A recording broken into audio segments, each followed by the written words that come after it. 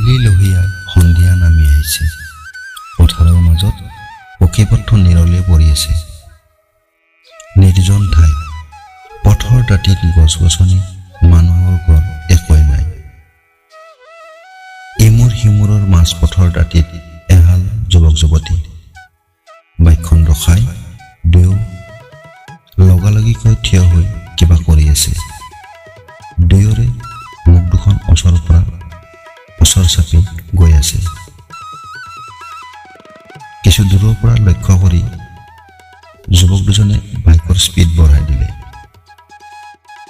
মাজপথত নিৰ্জন ঠাইত এহাল যুৱক যুৱতীৰ অপকৰ্ম। ভাল নিউজ হ'ব আৰু ভাল ভিউজ হ'ব। দুয়োকে কৈ চিকাৰত লাগি গ'ল। লৰালৰিকৈ বাইকখন ৰখাই যুৱক দুজনৰ এজনে মোবাইল উলিয়াই ভিডিঅ' কৰাত লাগি গ'ল। যুৱক যুৱতীহালে ভিডিঅ' কৰিবলৈ বাৰম্বাৰ মানা কৰি কিবা কিবি কৈ থাকিল, যদিও দুয়োই একো শুনিব বিচৰা নাই। যুৱক যুৱতীহালে যিমানেই ভিডিঅ' কৰিবলৈ বাধা দিছে, সিমানেই ভিডিঅ' কৰি থকা যুৱকজনৰ চিঞৰ বেছি হৈ গৈ থাকিল। এয়া চাওক, নিৰ্জনতাৰ সুযোগ লৈ সন্ধিয়া সময়ত অসংযত অৱস্থাত এহাল যুৱক যুৱতী। Exclusive visual. কথা বিষম দেখি যুৱতীগৰাকীয়ে ঘটনাৰ বিৱৰণ দি থকাৰ চলেৰে যুৱকজনৰ হাতৰ পৰা মোবাইলটো কাঢ়ি আনিবলৈ সক্ষম হ'ল। যুৱতীগৰাকীৰ পৰা মোবাইলটো উভতাই নিবলৈ দুয়োৰে টনা আজৰা কৰি থকাত যুৱতীগৰাকীৰ লগত থকা যুৱকজনে মোবাইল উলিওৱাই ভিডিঅ' কৰাত লাগি গ'ল। ভিডিঅ' কৰি থকাৰ মাজতে এইবাৰ যুৱকজনে চিঞৰি চিঞৰি কৈ থাকিল, সন্ধিয়া সময়ত এগৰাকী অকলশৰীয়া যুৱতীক বলাৎকাৰৰ চেষ্টা এজন যুৱকৰ। যুৱতীগৰাকীয়ে চিঞৰি উঠিল, মোক বলাৎকাৰৰ চেষ্টা চলাইছে এইজন নম্পতে।